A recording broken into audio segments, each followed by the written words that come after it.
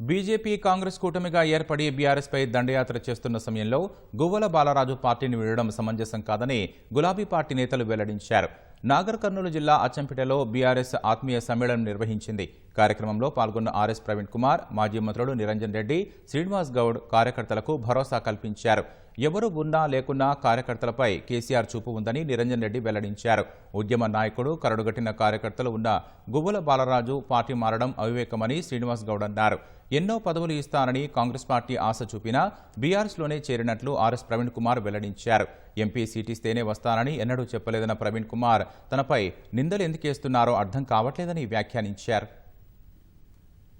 నాకు కాదని కేసీఆర్ గారు ప్రవీణ్ కుమార్కి ఇచ్చిండ్రు అని అన్నారు. మిత్రులను మళ్ళీ చెప్తున్నా, మిత్రులారా, నేను ఎంపీగా కావాలని నేను బీఆర్ఎస్ పార్టీలోకి రాలేదు. మీ అందరికి చెప్తున్నా సభాముఖంగా, నేను ఈ రాష్ట్రంలో ఈ దేశంలో కేసీఆర్ గారి ఆలోచన విధానం, కేసీఆర్ గారు ఉద్యమించి తెలంగాణను రాజ్యాంగబద్ధంగా తీసుకొచ్చిన విధానం, అదే విధంగా తీసుకొచ్చిన తెలంగాణను కేవలం 10 సంవత్సరాల్లోనే బంగారు తెలంగాణగా మార్చి దేశంలో నెంబర్ 1 చేసిన విధానం, ఆ విధానాన్ని నచ్చి నేను వచ్చిన.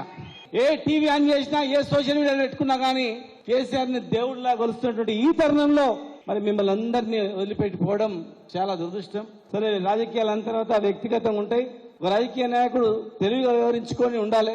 కానీ మరి ఆయన ఏం ఆలోచన చేసిండో ఆయన వ్యక్తిగతం. అది 15,000 అనగానే బోల్తా పడ్డాం, కౌలు రైతులకు అనగానే బోల్తా పడ్డాం, కూలీలకు ఇస్తారనగానే బోల్తా పడ్డాం, అత్త కోడలు కలిపి పైసలు ఇస్తామనగానే బోల్తా పడ్డాం. 1 కాదు 2 కాదు, అన్ని మోసమే జరిగిపోయినాయి. ఇలా రాష్ట్రంలో ఏం కనిపిస్తుంది? ఏం చూడకూడదు అనుకోని మనం తెలంగాణను సాధించుకొని పట్టుబట్టి అభివృద్ధి చేసినామో మళ్ళా అవి మన కళ్ళ ముందర కనిపిస్తుంది.